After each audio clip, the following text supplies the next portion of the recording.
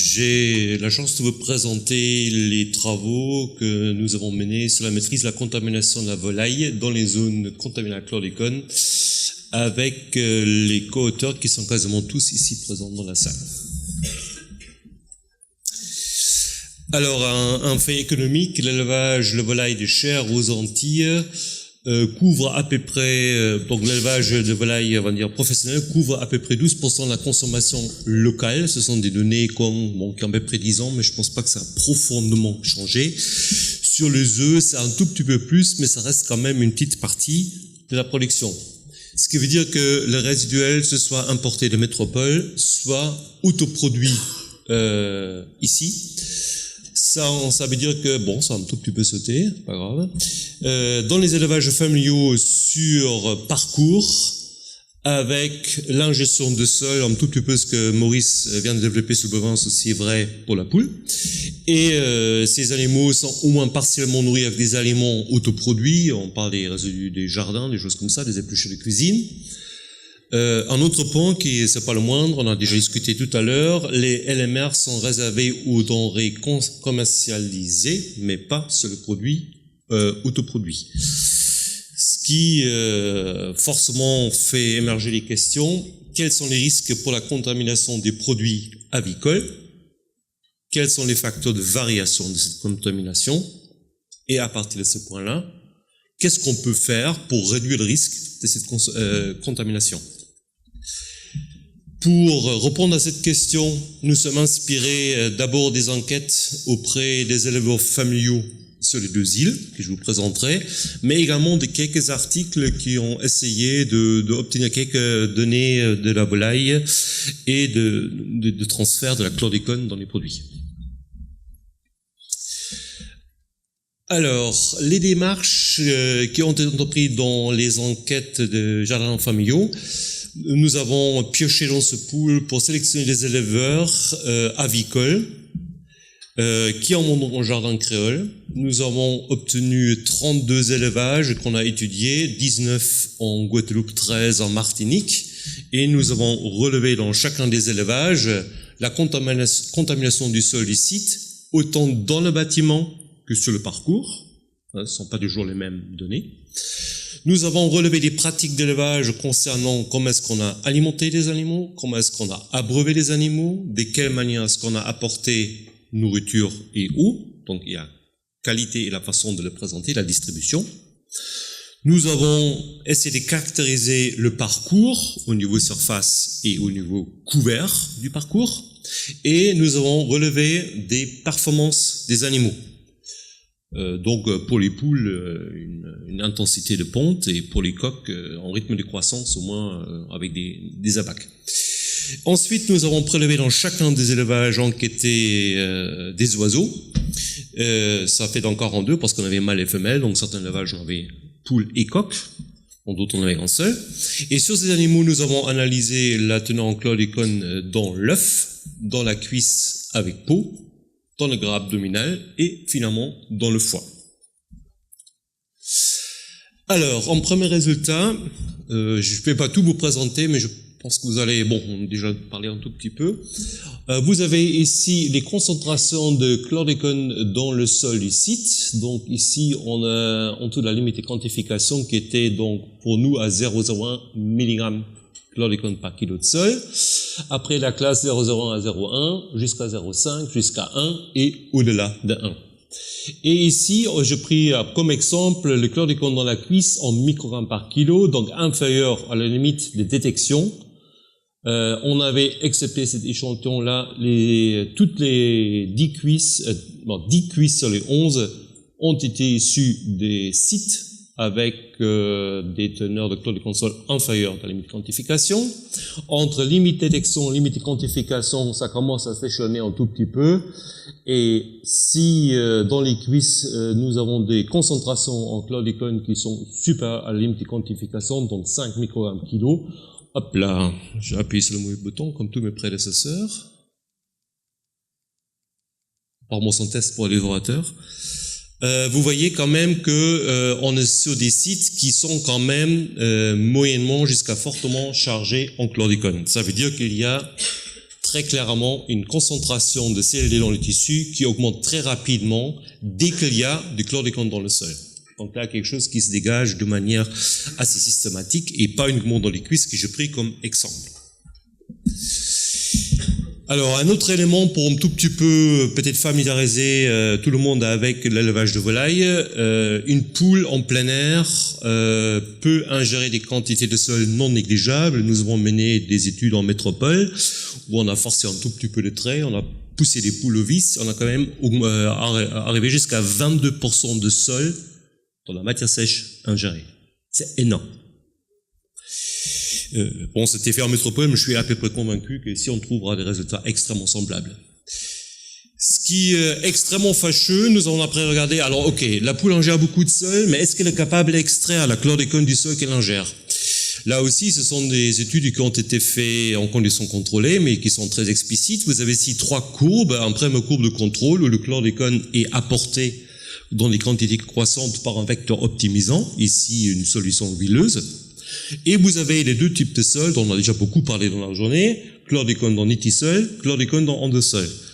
Et ici, l'enrichissement de tissu, je crois que j'ai pris 9, et vous voyez ce qui se passe, les 3 courbes sont superposables. Ça veut dire, peu importe si le chlordécone est apporté par l'huile, qui est quand même un milieu extrêmement favorisant, ou les 2 sols entiers, la poule pompe tout. Ça veut dire, nous avons ce qu'on appelle une biodisponibilité relative, qui est très très proche de 1. Ça veut dire, elle en mange beaucoup et elle extrait quasiment tout. Bon, ça n'aide pas. Ça veut dire que la contamination du sol du site, qu'on a vu là, explique de très loin la contamination des tissus des oiseaux. Alors, prochain point, sensibilité des tissus. On a quand même analysé 4 tissus différents. J'ai pris 2 critères pour les classer. Le premier, c'est la concentration maximale qu'on a trouvée dans les différents tissus en microgrammes par kilo frais. Je vais un tout petit peu répéter les chiffres qu'on a eu tout à l'heure en Canaries. Donc les 2 tissus qui sont de très loin les plus exposés, c'est foie et œuf. Nous sommes donc ici à 4500 microgrammes par kilo de foie frais ou 3800 microgrammes de chlordécone par kilo d'œuf écaillé. Ce sont des valeurs qui sont énormes. Dans les gras abdominaux, on culmine à seulement, si je peux me permettre d'utiliser les termes seulement, à 2370, donc on va dire peu ou prou la moitié. La cuisse avec peau, on a quand même des valeurs qui sont significativement inférieures. Et dans la littérature, on a une autre source que je citerai tout à l'heure, où ça a été mesuré dans la cuisse sans peau, ce sont des valeurs qui sont encore un tout petit peu inférieures. C'est à peu près l'hiérarchie des tissus. Bon, vous allez me dire que oui, je suis un tout petit peu catastrophiste, j'ai pris les valeurs maximum, prenons la moyenne, mais comme on a une énorme distribution, une énorme variabilité, j'ai pris plus de moyenne géométrique parce que pour moi, c'est des valeurs comme ça, mais une arithmétique, ça veut rien dire. Alors si je prends la moyenne géométrique, on est donc sur foie et œuf à, on va dire, une bonne quarantaine de microgrammes par kilo frais, autant dire que le double de la LMR, dont on a déjà parlé. Dans les gras abdominaux, je suis à 23, comme je suis dans le gras, bon, effectivement. Et dans la cuisse avec peau, je suis quand même à 9. Les petits chiffres à côté, c'est le nombre d'échantillons. Je n'ai pas toujours les 42. Par exemple, des œufs sur les coques, c'était relativement compliqué d'en avoir. Ensuite, une petite distribution. Alors, on va commencer avec ce qui est le plus fâcheux, les œufs. Vous avez ici la concentration de chlordécone dans le sol du site. Ici, la concentration de chlordécone dans l'œuf écaillé. Et vous voyez que oui, effectivement, quand on est très bas, ici j'ai mis la LMR qui est à 20 microgrammes kilo, très très rapidement, la courbe s'emballe et d'une manière exponentielle. Et j'ai enlevé quelques points parce que, comme je vous ai dit tout à l'heure, on culmine à 3800, là je suis à 500. Donc j'ai écrémé vraiment des valeurs les plus élevées, mais je pense que le graphe est sans appel. Dès qu'il y a la chlordécone dans le sol, ça s'emballe très très vite. Il est de même pour le foie.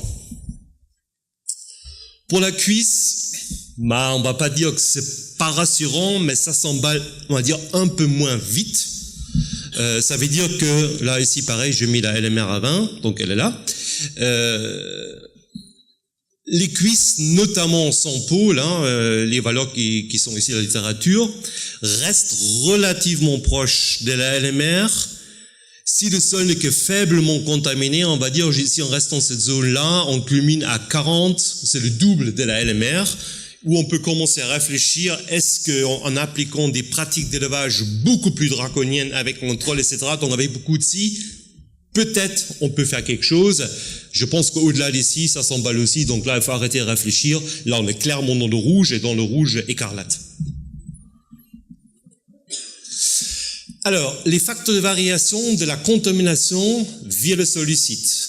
Alors, les pratiques d'élevage, tout compte fait, sont pas si variables que ça. Ce qui nuit un tout petit peu à la sensibilité de l'analyse. Je peux uniquement analyser une variabilité s'il y en a. Donc, tout compte fait, c'était pas si variable que ça. Donc là, j'ai une puissance de l'essai qui est pas terrible. Les tissus des oiseaux, donc là, en gros, ce que je montrais, en plus, c'est confirmé parce que les collègues ont dit auparavant, foie, œufs sont des tissus les plus sensibles, cuisses, en plus en peau, beaucoup moins sensibles. L'alimentation est où? Donc, il faut absolument que les animaux sont alimentés de manière non souillée. Donc, vous voyez ici, pour l'eau, les deux façons de faire, une petite gamelle, où la poule gratte, ou voit l'eau qui est pleine de sédiments. Là, oui, forcément, l'entrée des chlordécones n'est pas du tout le même. Il est de même pour les aliments qui sont éventuellement produits dans les jardins. Ma vie, si on a des racines, des tubercules qui sont dans un sol qui chlordéconné, bah, quelque part on apporte davantage de chlordécone aux animaux, ce qui ne peut rien manger.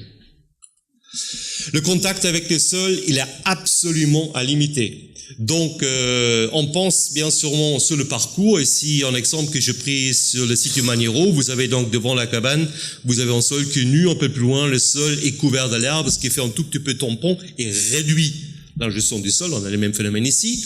Mais on oublie souvent aussi le bâtiment. Si le bâtiment est en terre battue, ben ça ne peut rien arranger. Après, c'est pas parce qu'il est en béton ou éventuellement lui ou le vent peut, la pluie ou le vent peuvent aussi apporter du sol qu'on a l'abri, mais ça réduit l'intensité des performances. Donc l'œuf est la porte-sortie majeure. Ça veut dire qu'en clair, une ponte intensive, bah oui, c'est très fâcheux pour la concentration dans les œufs, mais ça décontamine la poule. Ah oui. Et une prise de poids, bah oui, ça peut m'arranger, hein. La prise de poids dilue le CLD absorbé, dans tout petit peu ce que Maurice Mailleux nous a raconté tout à l'heure sur les bovins. On a la même chose sur les coqs. Donc les coqs qui avaient des rythmes de croissance un peu plus soutenus, mais par la masse corporelle, ça a tendance à diluer un peu plus. Néanmoins, ah oui, deux facteurs qui m'ont souvent été retorqués lors des enquêtes. Est-ce qu'il y a une différence entre poules et coqs? Bah, avec le jeu de données que j'avais certes pas une puissance de l'essai stratosphérique, mais c'était pas flagrant. Et puis, j'ai aussi souvent entendu que les poules gemmes, ce serait complètement autre chose que les souches métropolitaines. Mes données ne me permettent pas de stipuler une différence quelconque entre les deux types génétiques. Ça veut dire que tous ces facteurs-là, oui, bien sûr, ils peuvent réduire le risque. Mais, et ça, il faut vraiment marteler, à condition que la contamination du sol est faible. Si la contamination du sol n'est pas faible, ce ne sont pas les conditions des pratiques d'élevage qui vont vous sauver. Alors, la décontamination est-elle possible? Si on parle de décontamination, la condition préalable est que on retire les animaux de la source d'exposition. Sinon, il ne faut pas parler d'une décontamination. Hein, donc ça, c'est la première condition. Je pense que ça mérite d'être redit. Alors, ma collègue Agnès Fournier est en train de valider un modèle qui permet de mimer, en fait, le transfert de la chlordécone à partir de l'exposition environnementale vers l'œuf. Son modèle semi-physiologique qui est présenté dans un poster, et qui permet un tout petit peu d'obtenir ce que mes collègues ont déjà présenté sur d'autres espèces. On a donc, quand la poule est exposée à la chlordécone, la chlordécone s'enrichit donc dans les œufs jusqu'à ce qu'elle atteigne au plateau, hein, c'est un tout petit peu ce qui la développe pas. On coupe l'exposition à la chlordécone à ce moment-là, par exemple, on les transfère dans un endroit dans lequel il n'y en a pas, et on a donc une courbe de descente, ce qui est la décontamination. Alors, nous avons étudié en conditions contrôlées, donc oui, ça ressemble pas beaucoup aux Antilles, mais on a vraiment pris, on va dire, la poule de compétition avec un taux de ponte de plus de 90%, et on a un temps de demi-vie dans les œufs de 5 à 6 jours. Ça veut dire, en gros, en 6 jours, la concentration de chlordécone dans les œufs est divisée par 2.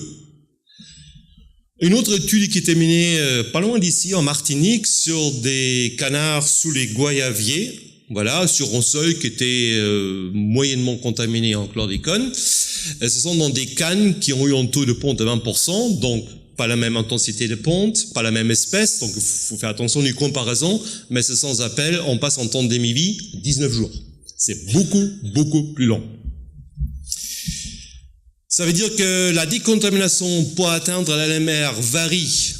Donc, dans cette étude des canards, dans les foies et les œufs, donc les tissus les plus sensibles, les plus fragiles, il faut 12 à 13 semaines pour que, sur un sol moyen contaminé, ces tissus atteignent à nouveau la LMR. Dans les cuisses, ça allait beaucoup plus vite, ça veut dire la moitié du temps.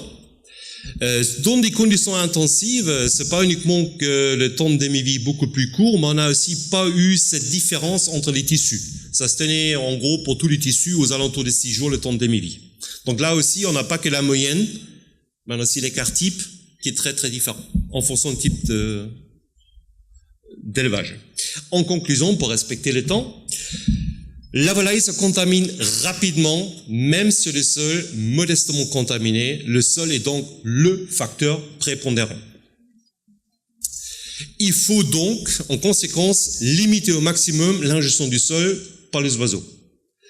Par une stricte application de pratiques très protectrices, ce qui est la règle de base. Au-delà de cette règle de base, je pense que c'est pas la peine de réfléchir à autre chose.